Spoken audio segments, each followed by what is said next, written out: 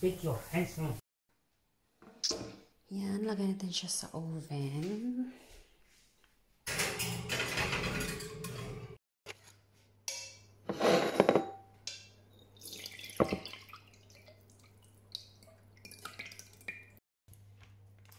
Pwede mo na siya yung onion, tomato, and lagyan natin siya na konting butter.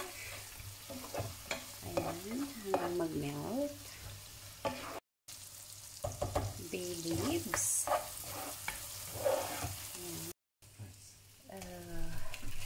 Tomato paste. And we're gonna put the broth from chicken boil. We're gonna split it and we'll